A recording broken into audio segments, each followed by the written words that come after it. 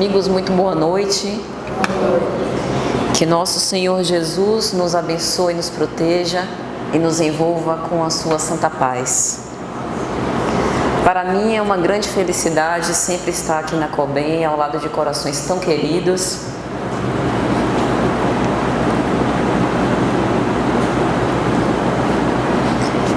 E em tempo que eu agradeço a oportunidade do convite, agradeço também a presença de vocês. Hoje nós estamos aqui reunidos para falar de um dos temas mais importantes para a nossa evolução espiritual. A lei de amor encerra todos os ensinamentos que nosso Senhor Jesus Cristo nos deu. Dentre todas as leis morais colocadas por Allan Kardec na terceira parte de O Livro dos Espíritos, ele diz na lei de amor, justiça e caridade que o amor é responsável por sintetizar todas as leis morais trazidas, que é a própria lei divina ou lei natural. Se nós esquecêssemos todas as leis morais e lembrássemos apenas da lei de amor, estaríamos a salvo. E o amor apresenta diversas dimensões.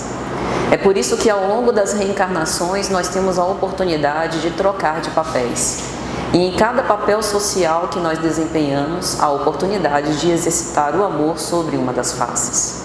O amor filial, o amor conjugal, o amor maternal, todos esses são faces de um mesmo amor.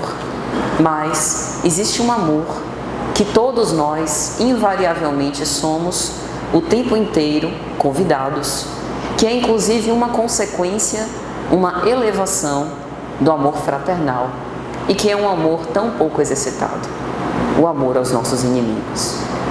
Jesus apresenta o amor aos nossos inimigos como o apogeu do exercício do amor. Porque, em geral, o nosso amor, por sermos humanos, falíveis e ainda sermos aprendizes em termos de amor, ainda está misturado com as nossas paixões. Nós amamos, mas desejamos retribuição. Nós ansiamos ser amados e muitas vezes por isso somos convidados a estabelecer laços de afeto. Amamos, mas muitas vezes desrespeitamos a liberdade de consciência do outro quando às vezes por excesso de iniciativa e a pretexto de amar demais, queremos escolher pelo outro. Achamos que sabemos o que fará o outro feliz e muitas vezes, no auge do sentimento de posse, quando o outro decide desapartar-se de nós para ter outras experiências e, quem sabe, viver também o amor sob outras circunstâncias, com outros corações, não raras vezes ficamos muito amargurados, nos sentimos ofendidos, quando pagos pela ingratidão, quando não, esquecemos de amar e desistimos. O amor é desafiador. Ele se estabelece através do exercício. E esse exercício precisa ser perseverante. Amar os inimigos é tão difícil por isso. Além da gente não ter retribuição, muitas vezes nós recebemos injúrias e violências daqueles em relação aos quais exercitamos o amor. Mas é lógico que, para os inimigos, e Kardec anota isso, não é exigido um amor com um coração ardente como por um filho, por um pai ou por um afeto querido. Mas uma das nuances do amor, que é perfeitamente justa e relativamente fácil de ser desempenhada, é a compreensão. Entender que não raras vezes aquele que me violenta ainda não tem a maturidade psicológica capaz de amar. Que muitas vezes por trás daquela agressividade que ele transfere para mim, ainda que eu não tenha feito nada para merecer isso, é um descontrole emocional fruto de um desequilíbrio que ele irá aprender ao longo do tempo a policiar-se, a educar os seus próprios sentimentos. E o revide, o ódio, a vingança só alimenta o adoecimento deste amor. Portanto, para os cristãos é exigido muito. Amar aqueles a que nos são simpáticos, em relação aos quais nós temos afinidade, é a nossa obrigação. Mas Jesus nos deu uma obrigação ainda maior. Amar também aqueles que nos perseguem, que nos caluniam, orando por eles e não desejando-lhes o mal. Pelo contrário, pedindo a Deus todos os dias uma oportunidade de fazer-lhe o bem. No filme de Divaldo Franco a gente vê bem isso. Tem uma cena, sem querer dar spoiler já dando, em que ele conversa com seu obsessor de décadas, dizendo que roga a Deus uma oportunidade para que ele pudesse desenvolver o seu amor e demonstrar o quanto que o ama. E é isso que Joana de Ângeles nos traz nessa obra preciosíssima. Garimpo de Amor é uma das mais belas obras da nossa veneranda Joana de Ângeles, em que cada capítulo ela esmiuça os detalhes de uma das dimensões do amor. E o capítulo que nos serve de tema fala de uma das bases do amor verdadeiro, a compreensão. É interessante o título que ela escolhe para essa obra. Garimpo nos lembra pedras preciosas, as gemas que estão misturadas com cascalhos e que, portanto, precisam ser postas numa bateia, sacudidas e separadas. Assim também são os nossos sentimentos. Nós precisamos colocar os nossos sentimentos sobre uma bateia, separar aquilo que é de origem da personalidade, do ego, dos nossos caprichos infantis, da nossa imaturidade psicológica, dos nossos apaixonamentos naquilo que há de pior nas paixões, das más paixões, para remover apenas a pedra preciosa que vai ser lapidada ao longo dos anos. Essa é a proposta do amor. É uma missão que nos foi conferida a cada um de nós, espíritos imortais que somos, para que possamos desenvolver ao longo dos evos. É por isso que, se evolução espiritual é colocar em prática a lei de amor, a reencarnação é o móvel através do qual nós conseguiremos esse feito. E no capítulo especial de Amor e Compreensão, Joana de Ângeles nos conta uma história, para tentar ilustrar de uma forma muito didática o que é o exercício da compreensão, da verdadeira felicidade e as maravilhas que o amor pode nos proporcionar. Ela diz que havia um sábio de nome Solon, de Atenas, e que ele visitou o rei Creso. O rei Creso, na Lídia, era um homem riquíssimo, poderosíssimo, mas profundamente narcísico. Quanto mais nós estamos afeiçoados à nossa personalidade, menos nós estamos preparados para amar. Porque o desejo de posse é contrário ao exercício do amor legítimo. E penso particularmente que quando no Evangelho segundo o Espiritismo há uma apologia e um convite ao desprendimento dos bens terrenos, isso inclui também as nossas paixões, o apego à nossa personalidade, à nossa vontade, o apego às nossas convicções. Quando alguém, especialmente que nós amamos, diverge das nossas opiniões, ficamos extremamente chateados. Quando fazemos algo por outrem e não damos a ele a liberdade de concordar ou discordar conosco e até de não gostar, nos sentimos feridos. Essa alta suscetibilidade nos relacionamentos só nos adoece e nos afasta desse exercício da lei de amor. E era isso que esse rei Creso padecia. Ele tinha tudo de origem material. Tinha servos, uma riqueza quase sem fim, o poder nas mãos, mas ele não tinha algo que invariavelmente todos nós buscamos: felicidade. E o caminho para a verdadeira felicidade não é outro do que o amor. O amor aqui como o apregoado pelo Cristo. O amor renúncia, o amor de doação total, o amor de entrega, não obstante a resposta alheia. O que seria de nós se o Cristo tivesse se suscetibilizado pelas curas não agradecidas? Se ele tivesse se suscetibilizado por todos os seus apóstolos que o abandonaram no momento célebre do seu messianato? Ele sabia que enfrentaria isso. E ele mostrou-nos que nós também estamos nos preparando para esse grau de excelência do amor. Então o rei Creso, nessa reunião com o sábio Solon, lhe pergunta, cheio de prepotência, aquela presunção dos homens muito poderosos que não guardam sensatez para analisar a própria realidade íntima. Sábio, podes me dizer qual o homem mais feliz do mundo? E é lógico que ele já aguardava a resposta. Ele aguardava ouvir o nome dele da boca daquele sábio, como um reconhecimento, como um título da sua felicidade. E eu fico imaginando por que ele fez isso. Será que nós hoje também não repetimos a mesma pergunta do rei Creso? Quando muitas vezes nós somos instigados pela sociedade a postar cenas felizes nas redes sociais, a foto postada de outro modo não é perguntar qual a pessoa mais feliz do mundo, não sou eu? Para que a gente precisa desse tipo de afirmação exterior? Por que essa resposta não vem de dentro de nós e isso não nos causa serenidade? Será que nós não estamos tão claros, tão conscientes?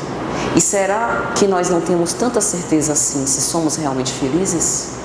Por que nós outorgamos o outro uma ratificação da nossa felicidade? Damos a carta branca para o outro ser o autor da nossa paz. Dizemos, por exemplo, ao encontrar uma determinada pessoa, meu Deus, que pessoa difícil. É eu me bater com esse cristão e o meu dia desmorona. Estava feliz, ele conseguiu, ou ela, me desestabilizar emocionalmente. Que outorga é essa que nós estamos dando às outras pessoas? Quando nós somos os responsáveis pela nossa paz e pela nossa felicidade. E então o sábio conta uma história. Sabe, Creso, eu conheço um homem de Atenas, de nome Telos, que é profundamente pobre. Um homem digno, pai de família, que passou a sua vida num estado de profunda penúria, mas para mim, ele é o homem mais feliz do mundo. E não obstante essa sua vida felicíssima, já se aproximando da sua morte, ele que já era um senhor de idade, decide dar a sua vida pela cidade de Atenas, entregando-se para a guerra em holocausto. Este sim é o homem mais feliz do mundo. Creso fica profundamente desapontado. O mesmo desapontamento quando nós fazemos os nossos pedidos a Deus. Muitos dos nossos caprichos, coisas que a gente às vezes passa a vida inteira desejando, que a gente acha que nos causaria a maior felicidade do mundo. E Deus, como bom Pai, como Pai perfeito, nos aplica as negativas, as correções. Nós que somos pais e mães imperfeitos, utilizamos os atos disciplinares para educar os nossos filhos, imagina Deus. E ficamos profundamente chateados quando somos pegos pela enfermidade, quando as aflições nos batem à porta, como somos injustamente perseguidos, quando o nosso filho nos paga pela ingratidão, quando nós somos abandonados por aqueles que mais amamos. Por quê? Porque se este é o propósito, nos preparar emocionalmente para os grandes desafios. Os testemunhos dos cristãos primitivos eram martírios a ponto de descerem ao circo e serem devorados vivos, terem seu corpo dilacerado por leões famintos. O nosso martírio é bem diferente. Consiste em suportar as pequenas alfinetadas que a vida nos convida. Consiste em suportar aquelas pessoas que não nos suscitam amor e tentar conviver da melhor forma possível, porque isso é amar a Deus. Se todos somos filhos de um mesmo Pai, nós não podemos entrar em conflito, embate com os nossos semelhantes e acreditar que estamos fazendo ainda a vontade que está nos céus. Então, o sábio, respondendo isso a Creso, diz de outra forma: verdadeira felicidade é amar ao máximo das consequências, é entregar-se até a própria vida, se for necessário, em prol de um grande ideal.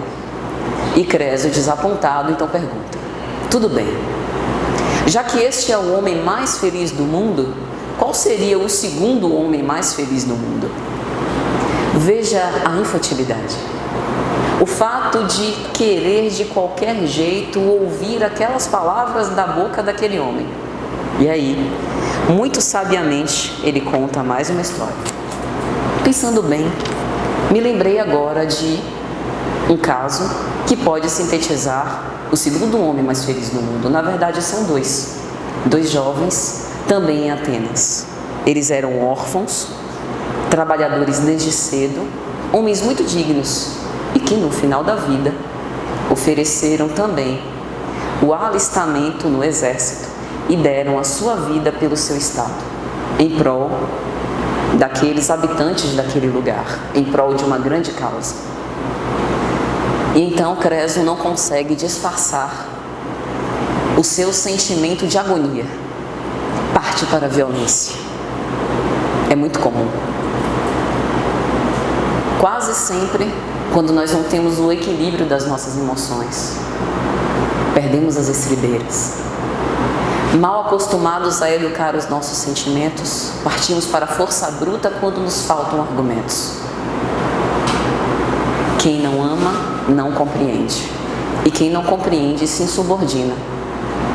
E tenta transferir ao outro essa agressividade. E então, naquele momento, Creso pergunta: por que você não diz que sou eu? Eu tenho tudo aqui no meu reino. Eu sou o homem mais feliz do mundo. E o sábio lhe diz: apenas no final da vida nós podemos fazer o balanço das virtudes e dos vícios de um homem e dizer se ele foi realmente feliz. Parecia quase um presságio. Pouco tempo depois, Creso foi vencido por outro rei e se torna um vassalo. Havia perdido tudo. Por que essa história? Muitas vezes nós procuramos as fortalezas externas para nos conferir a felicidade. Achamos que essa felicidade está do lado de fora nas coisas que nós podemos pegar, nos bens materiais, nos laços familiares e até na felicidade dos nossos filhos. Lê do engano. O único lugar onde essa felicidade está é dentro de nós. Mas não há receita de bolo. Aquilo que causa a felicidade de uns não é o que causa a felicidade de outros. Cada um de nós terá que buscar a si mesmo essa resposta. Mas para isso, nós precisamos entender que a compreensão é necessária. Porque nenhum de nós pode ser feliz se não compreender as próprias dores. Para ser feliz, é necessário primeiro compreender a si mesmo, ter autoaceitação. Porque quando nós lançarmos luz às nossas sombras interiores e percebermos as nossas imperfeições inúmeras, que muitas vezes escamoteamos quando não projetamos nas outras pessoas, nós ficaremos profundamente frustrados. Mas aquele que não se aceita, que não se compreende, que não se perdoa, acaba sendo também perseguidor dos seus irmãos. É impossível amar se não se amar, assim como é impossível compreender se não compreender e perdoar as próprias faltas. É como a irmã Rosália diz em o Evangelho segundo o Espiritismo: lamento-vos, porque deveríeis suportar-vos uns aos outros, e é o que menos fazeis nesse mundo infeliz em que estáis encarnados. Ela diz isso numa sessão intitulada Caridade Material e Caridade Moral. Suportar é um verbo que tem dois significados. Suportar no sentido de dar suporte, de dar apoio, de soerguer o outro, de compreender e fazê-lo elevar. E suportar no sentido de tolerância. Todos os dois sentidos são esferas e dimensões da compreensão. Quanta intolerância nós não vemos na nossa sociedade atual? Intolerância religiosa, intolerância de convicções políticas, intolerância de decisões sobre a própria vida, porque a gente acha que traçaria melhor o destino da outra pessoa do que ela mesma. Se Deus conferiu-nos a todos o livre-arbítrio, quem somos nós para tolher a liberdade de consciência de quem quer que seja? Precisamos deixar a cada um que faça o seu próprio caminho. Isso foi conferido por Deus. O tempo inteiro nós estamos modificando a nossa marcha, fazendo as nossas escolhas e traçando o próprio futuro que tivemos. Fizemos isso antes de vir, escolhendo o gênero de provas que aqui enfrentamos. E aqui também continuamos com as nossas decisões. Tolerar, então, significa perceber além das aparências. Perceber que, às vezes, o outro não expressa a dor que sente. Sentir compaixão pelo caído na rua é relativamente fácil, porque a fragilidade, a necessidade e a fraqueza está exposta, gritante.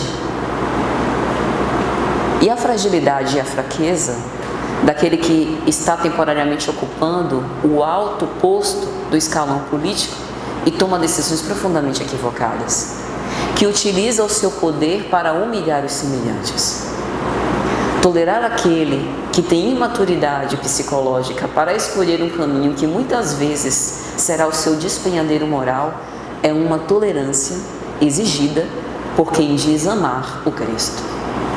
Suportar-nos uns aos outros significa o ápice do amor, porque quem ama cuida, quem ama quer o bem, ainda que o bem do outro seja para mim um desfavorecimento pessoal. Ainda que o outro tenha para si uma conquista que era algo que eu desejaria para a minha vida e que cansei de pedir a Deus e Deus não me atendeu ao outro. Amar é compreender que há uma razão para isso. Entender que é uma razão que talvez eu não consiga agora saber com mais profundidade. Porque para a gente adivinhar os desígnios de Deus, dá certo trabalho. Mas, sobretudo, é confiar na justiça divina, no excelso amor, que nós nem sempre teremos os recursos que merecemos, mas sempre serão aqueles que nós precisamos. O sentimento de gratidão tão apregoado é uma compreensão, é uma forma de olhar, não para quando a vida nos sorri, mas, sobretudo, quando a vida nos apresenta aflições. É ver nas aflições oportunidades de luta, oportunidade do testemunho cristão que nós tanto almejamos e aurir na fé o combustível para enfrentar todas essas coisas. Então, é por isso que Joana de Ângeles vai dizer: quando se ama realmente, a compreensão das dificuldades e das falhas do outro se apresenta como natural, destituída de ambição retributiva. Ambição retributiva é uma expressão muito precisa para identificar o nosso desejo de reciprocidade. Há algumas pessoas que dizem: amo desde que o outro me ame também. Flávio Santos, nosso amigo, até costuma brincar: eu te amo, viu? E fica aguardando a resposta. Se não diz também, eu já amo menos, ou recolho todo o amor e não quero mais saber da pessoa. É por isso que Joana vai elucidar. O amor verdadeiro, aquele que ama, consome-se do próprio amor que irradia. Transforma-se ele mesmo num todo luminoso. É como uma chama que queima sem se consumir. Porque o amor promana de uma fonte inesgotável, que é a fonte do Pai. E nós fomos forjados por esse substrato. A argila divina tem como substrato o amor. Portanto, todas as vezes que nós formos contrários ao amor, egoísmo, orgulho, as desavenças, as dissensões, o ódio, as mágoas, os ressentimentos, adoeceremos. Se queremos ser saudáveis, saúde psíquica, saúde mental, que refletir-se-á na saúde física, precisamos definitivamente amar e entender que o outro não é perfeito. Nós também não somos. Quantas vezes somos perdoados, fazendo coisas que nem nos percebemos que magoamos os outros, e no silêncio aquela pessoa nos perdoou e mantém a convivência conosco. A gente nem se dá conta. E por questiúnculas, por questões pequenas, nós apresentamos dissensões com os outros. É o ídolo quebrado do pai, o pai herói.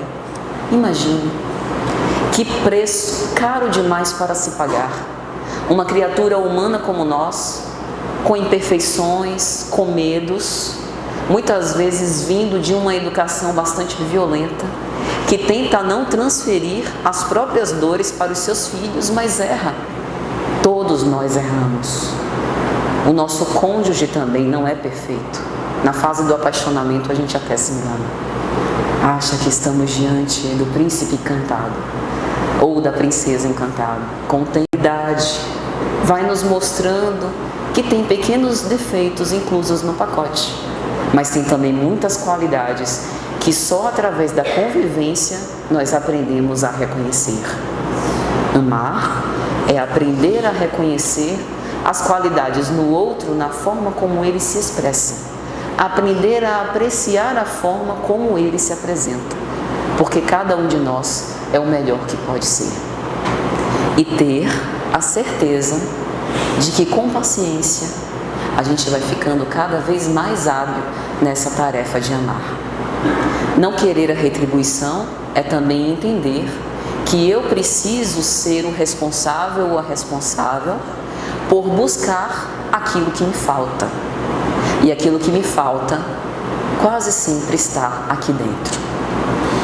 Muitas vezes a gente procura alguém para aplacar a nossa profunda sede de afeto. Mas talvez seja necessário um olhar mais profundo para aquilo que definitivamente está nos causando esse vazio. Respeitar também, meus amigos, o processo evolutivo individual de cada um. Cada um tem o seu tempo. E nós estamos aqui juntos, não por outra coisa. É para aprender uns com os outros. Sempre me causou forte impressão uma fala de Jesus. Eis que vos mando como ovelhas em meio de lobos. Bem se vê que ele não propunha uma carnificina. As pobres das ovelhas do meio de lobos, meu Deus, vai ser sangue para todo lado. A gente nasce na família que faculta o nosso desenvolvimento. Compreender isso é essencial para a tarefa de amar. A justiça divina é tão perfeita que quando a gente está devendo ao banco, o nosso débito, em geral, é negociado em um ambiente inamistoso. Acusação de colocar no SPC, advogado, frieza. O débito divino é proposto uma negociação entre carícias. A gente renasce num corpo físico novinho, fofinho, que chora, pedindo para mamar, que faz gracinha, e os nossos credores estão ali sorrindo para nós. Essa é a misericórdia de Deus. Os nossos débitos continuam, mas são pagos à custa do amor. Essa é a negociação divina. Então veja que isso é uma proposta. Essa forma ternurosa, bonita, que suscita a afeição, é um convite ao desenvolvimento da compreensão, que nem sempre aqueles que estão ligados pelos laços consanguíneos se amam, mas a proposta ali é de desenvolver o amor. Isso muitas vezes vai nos custar. A falta de afinidade, às vezes desde o berço, a repulsa, a repugnância, aquele filho que parece que veio de outro mundo, completamente destoante daquela estrutura. É um convite. Ame, compreenda as necessidades. Então, eis que vos mando ovelhas em meio de lobos, é uma mistura, para que as diferentes competências e habilidades possam ser trocadas e a gente aprenda uma nova linguagem. O lobo tem uma linguagem assaz violenta, quase assassina. A ovelha, uma linguagem de mansidão. É preciso educar os nossos sentimentos assim, não por palavras, mas pela prática. É por isso que o amor é um exercício prático, mas nem sempre será um exercício tranquilo. O Cristo em todos os momentos nos tira da nossa zona de conforto. A proposta do amor à autonomia do Cristo é nos responsabilizar pela nossa tarefa de própria felicidade e de também facultar a felicidade dos outros através de uma convivência amorosa, tolerante e respeitosa. E aí Joana vai dizer ainda nessa obra: o tormento da posse não raras vezes aflige o ser e o impulsiona a fazer com que torne outrem sua vítima, e assim fica numa busca sem fim. Com posse não pode haver amor, porque o amor é pautado na compreensão, e a compreensão implica eu deixar o outro ter as suas próprias escolhas, ainda que não seja ao meu lado, desfrutando da minha convivência e da minha companhia, mesmo que seja o meu filho.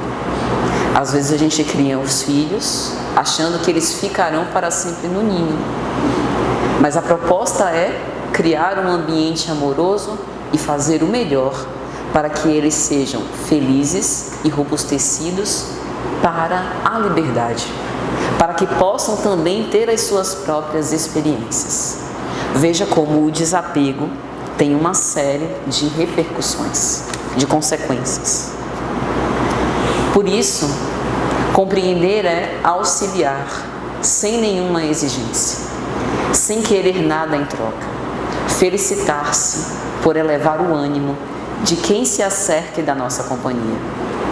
O exercício da compreensão, ele se dá nas casas espíritas e em outros templos religiosos, se dá na nossa casa, no nosso ambiente profissional e se dá no trânsito.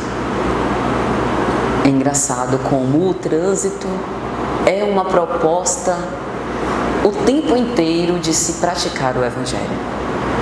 É prova atrás de outra. A compreensão nesses casos é ainda mais importante, porque ali nós estamos diante de uma ferramenta que pode se converter numa arma. Um minuto de raiva, fração de segundos, de uma raiva agasalhada, pode nos fazer perder essa oportunidade da reencarnação. Fração de segundos sem lucidez, sem sensatez e sem ponderar as consequências dos nossos atos, pode ser responsável por aniquilar a oportunidade nesse mundo de uma outra existência. Então, compreender inclui também as pequenas expressões de gentileza e de gratidão. Não é solicitado aqui grandes atos heróicos para que se abarquem muitas pessoas. Em nenhum momento a proposta do Cristo era uma proposta de multidões, tendo ele podido vir numa metrópole, num grande centro político, podendo ele ter vindo em outro momento, com o avanço da ciência e da tecnologia. Ele escolhe vir numa cidade que possivelmente é menor que Brotas. Escolhe apóstolos aparentemente despreparados, imperfeitos como nós. Qual semeador divino, ele se preocupava com cada criatura. Eu sou o bom pastor e conheço cada ovelha. Ele não se preocupava com o tempo, se preocupava em semear. O tempo de germinar, florescer, frutificar é com Deus.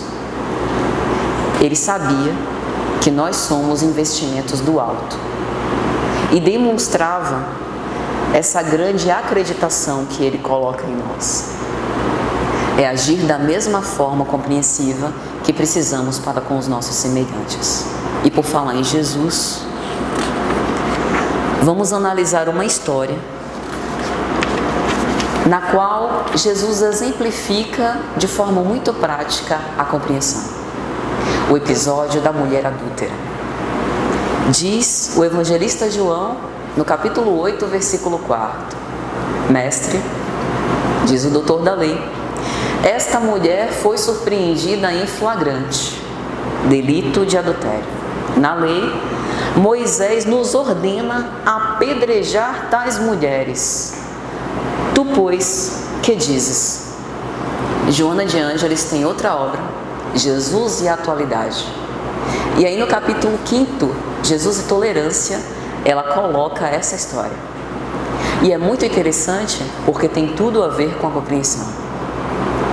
Quando o doutor da lei encontra a mulher flagrada em adultério, não se questiona sobre o adúltero, porque essa mulher não adulterou sozinha.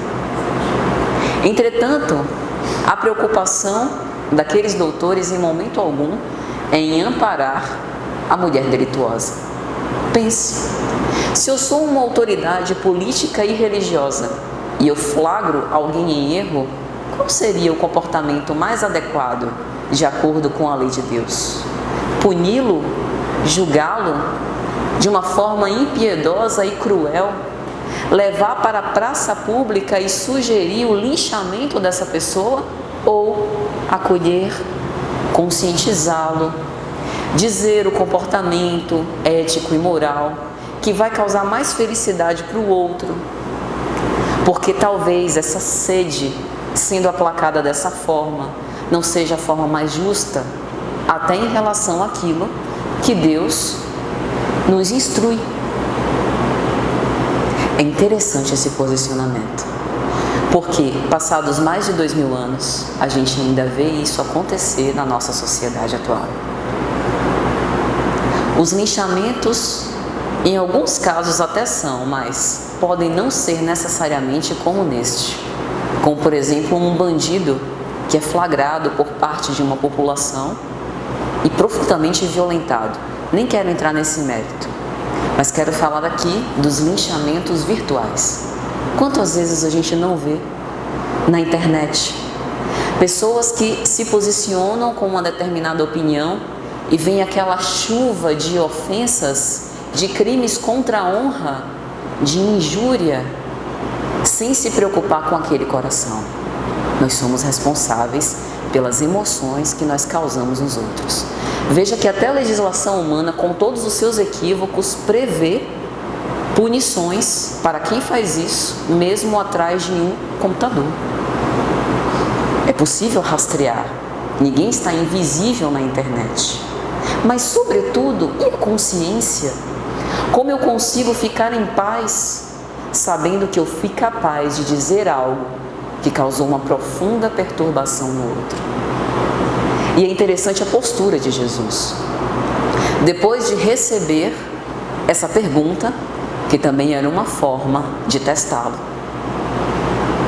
ele cala-se. Como quem ensina, quando fores perguntado por alguém sobre qualquer tema, reflete. Vai além das palavras. Busca-lhe as intenções, para que a gente não incorra em erro. Porque nós somos imperfeitos, e ele sabia disso. Então penso particularmente que Jesus aqui nos dá um ensinamento. Quando fostes perguntado sobre algo, analisa os teus sentimentos em relação a esse equívoco, porque o infrator pode ser você, no futuro, se você não se cuidar. Ou pode ter sido você, num passado não muito distante. É por isso que as experiências diferentes e a justiça das reencarnações nos propicia isso, exercita a nossa compreensão. Quando nós nos colocamos no lugar do coitado ou daquele que erra e que já sentiu todas essas impugnações, todos esses julgamentos, quando a gente vê essa situação de novo, a gente pode reagir de duas formas. Ou a gente planeja uma vingança, já que fomos maltratados quando estivemos naquela situação, agora vamos maltratar de volta. Ou, se a gente consegue educar os nossos sentimentos, a gente aprende que o julgamento causa uma profunda dor moral e que eu opto por não fazer o outro sentir a mesma dor que um dia eu fui vítima. Tudo isso Jesus ponderava naquele momento. E mais uma vez perguntado como persistissem a interrogá-lo, Jesus ergueu-se-lhe e lhes disse: quem dentre vós estiver sem pecado, lhe atire a primeira pedra.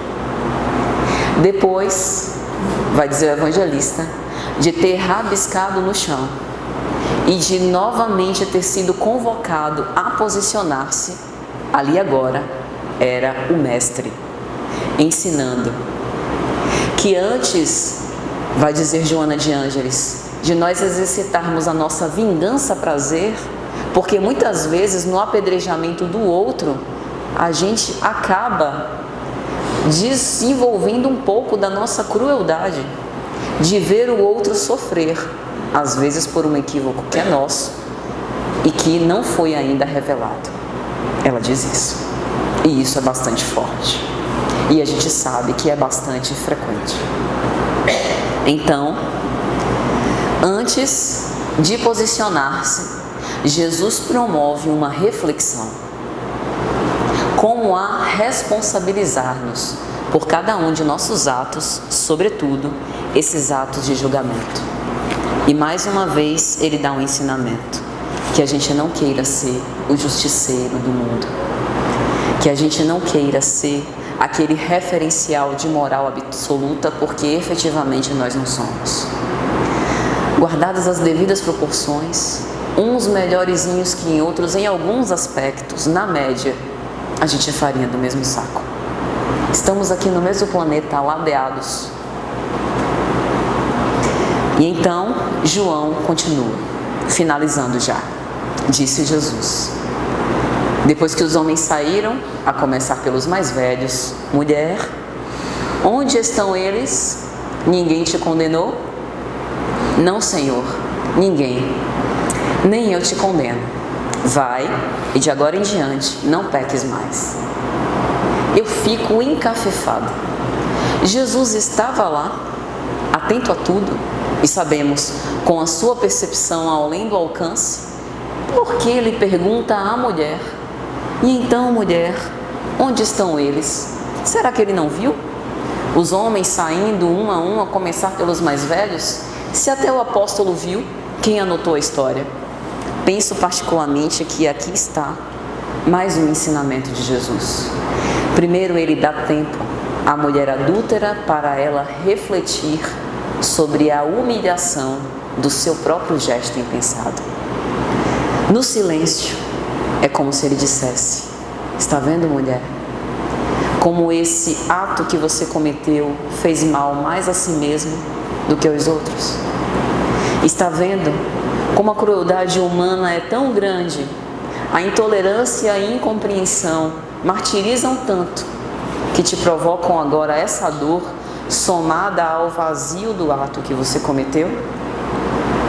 E acredito que ainda tem mais um ensinamento.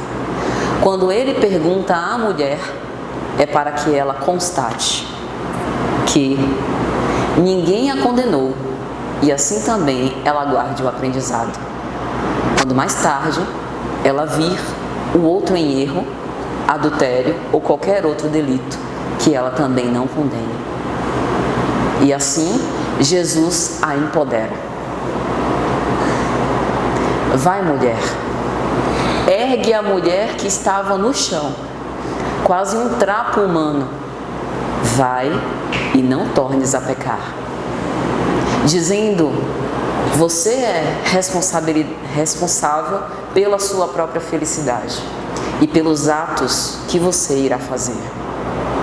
Isso é tolerância. Isso é compreensão. Jesus sabe de todas as nossas imperfeições. Ele conhece a nossa realidade interior. Sabe dos nossos propósitos antes que a gente expresse isso em pensamento. Mas Ele nos ama exatamente como nós somos. Ele ama a todos e não se apartou de nós um momento sequer. Jesus não nos rejeitou jamais. O que seria de nós se Ele tivesse se suscetibilizado por cada ser curado que não voltasse para agradecer? O que seria de nós se Ele tivesse abandonado tudo quando pedimos a soltura de Barrabás? O que seria de nós se crucificado Ele sequer se ofendesse?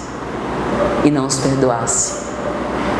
A tolerância é a misericórdia que nós damos hoje, é a mesma misericórdia com que nós seremos beneficiados no futuro. É entender que assim como o outro é flagrado em erro, nós também temos os nossos e precisamos, portanto, diminuir essa distância que nos separa. Amar é isso, é encurtar as nossas distâncias. Uma distância simbólica de corações que possivelmente estejam afastados por uma desavença que ocorreu há muitos anos. Quantas vezes, no passado, nós fomos ofendidos por algum irmão nosso? E hoje, passadas dezenas de anos, se o encontrarmos de novo na rua, aquela lembrança malograda, mal sucedida, é o primeiro pensamento que nós temos. Por que nós estamos tão afeiçoados no erro?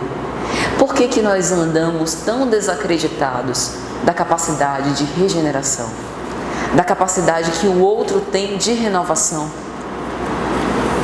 Por que não entender que a sucessão das provas da vida pode ter sido responsável por modificar completamente o caráter daquela pessoa? Vide Saulo de Tarso. Quem visse o doutor orgulhoso e prepotente, cheio de si, entrando nas casas cristãs com um algoz, um profundo assassino, impedindo que os outros tivessem a liberdade de falar em nome de Jesus, não reconheceria a grande mudança que ele soube operar à custa do próprio esforço.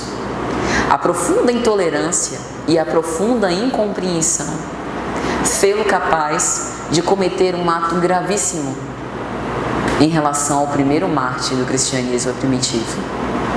Mais tarde, ele recompôs o seu delito, passando por provações tão perseguidoras quanto ele foi autor, antes na posição de algoz e mais tarde na posição de vítima.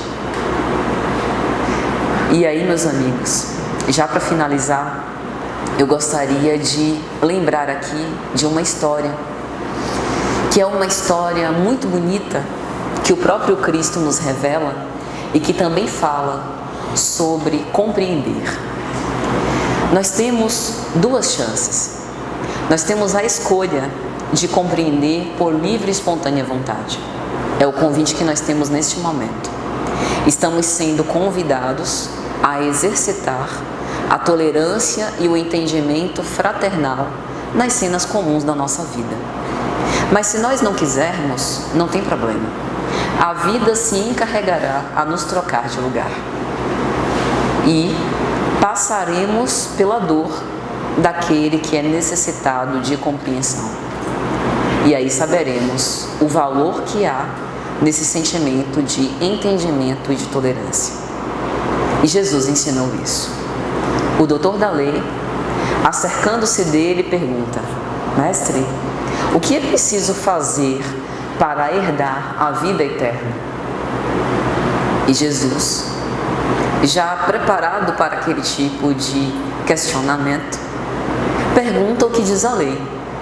E então o doutor da lei responde: Faze isso e herdarás a vida eterna. Amar a Deus acima de todas as coisas e ao próximo como a si mesmo, o maior mandamento. Não satisfeito, como o rei Creso, de que nós contamos, o doutor da lei pergunta ao Cristo: E quem é o meu próximo? E ele então narra a parábola do bom samaritano.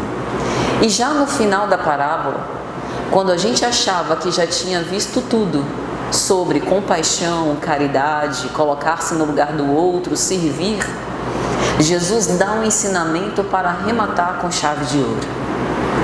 E então, doutor, para vós, qual foi o mais próximo daquele que estava caído no chão? É muito interessante a inteligência de Jesus. Jesus conta uma história falando sobre amor, olhar para o outro com empatia, parar a sua marcha para servir além das próprias capacidades e, no final, coloca o doutor da lei na condição do necessitado de compaixão. Como a dizer que a vida muitas vezes tem reviravoltas para suscitar em nós este sentimento. E então, o doutor da lei se rende ao ensinamento e responde: com certeza, aquele que agiu com compaixão, com misericórdia em relação ao caído no chão. Jesus estava satisfeito. A função da vida não é nos martirizar. A função da dor não é punir o culpado, mas abrir os nossos olhos para a realidade espiritual. Nós somos convidados ao amor com o propósito de evoluir. E evoluindo, progrediremos para ajudar a mais outros. Lembremos de Bezerra de Menezes. Tendo passado por tantos desafios, missionário decide aproximar-se da crosta terrestre por compaixão por nós, míseras criaturas humanas. Nós chegaremos nesse ponto, em que sentiremos o nosso coração arder de chamas para compreender, para amar e para compartilhar com os nossos irmãos aquilo que trazemos de melhor. Que Jesus nos fortaleça, nos ilumine e nos envolva sempre com essa coragem pacífica de amar cada vez mais. Boa noite a todos.